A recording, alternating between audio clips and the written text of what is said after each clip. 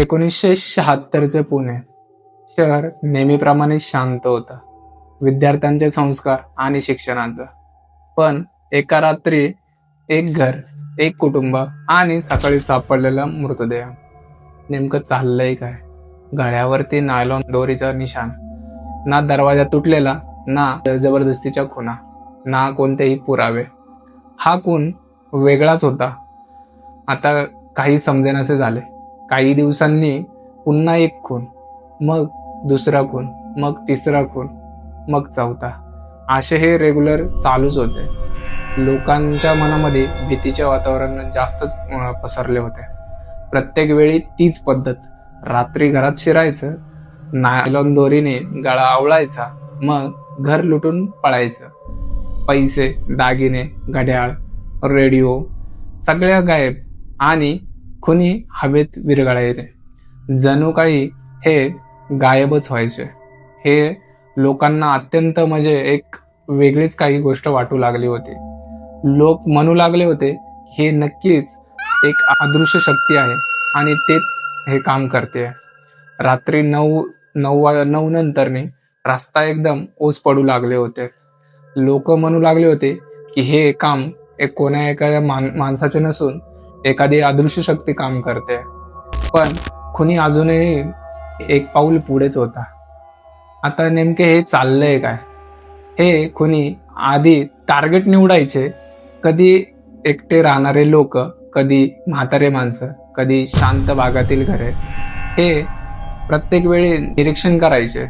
ते त्या घराभोवती फिरायचे, लोकांची सवय पाहायचे. कधी कधी तर ते तासनतास त्यांच्या घराभोवती बसून राहायचे आणि मग योग्य ती वेळ येताच खून करायचे.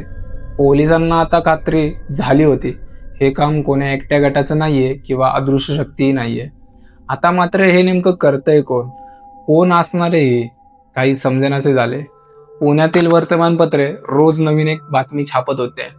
शहरात भीतीचे वातावरण एवढे वाढले होते की लोक रात्री झोपताना दिवे चालू ठेवत होते. पोलिसांवरती मात्र प्रचंड असा दबाव होता, पण तरीही खुनी मोकाटच. एका खुनानंतर लुटलेले घड्याळ आणि वस्तू एका सेकंड हँड दुकानामध्ये विकल्या गेल्या होत्या आणि पोलिसांना त्याची खबर लागली. मग पोलिसांनी त्या दुकानावरती छापा टाकला आणि तिथे मिळालेला धागा आणि त्या काही खुनांबद्दलच्या गोष्टी या त्या व्यक्तींपर्यंत घेऊन गेल्या. हे भूत नव्हते, हे कोणते गँगस्टर टोळीही नव्हती. हे होते 4 कॉलेजचे विद्यार्थी. दिवसा ते पुण्याच्या कॉलेजमध्ये साधं आयुष्य जगायचे आणि रात्री नायलॉन दोरीने लोकांच्या गळा आवळून खून करायचे. त्यांच्यासाठी हा गुन्हा नव्हता, तर हा होता एक खेळ. किती लोक मारू शकतो, किती हुशारीने लुटू शकतो, हे त्यांना पाहायचे होते. संजय जोशी, दिलीप सुतार, अजित भोसले, सतीश अभ्यंकर हे चौघही पुण्यातील इंजिनिअरिंग कॉलेजमध्ये शिकत होते. हुशार, सामान्य, पण मनाने थंड. मार्च 1977 पोलिसांनी त्यांना अटक केले. तपासात त्यांनी सगळे काही कबूल केले. 10 खून फक्त पैशांसाठी आणि नंतर त्या थरारासाठी. न्यायालयाने त्यांना दिलेली फाशीची शिक्षा ही 1983 मध्ये येरवडा जेलमध्ये चौघांनाही फाशी देण्यात आली.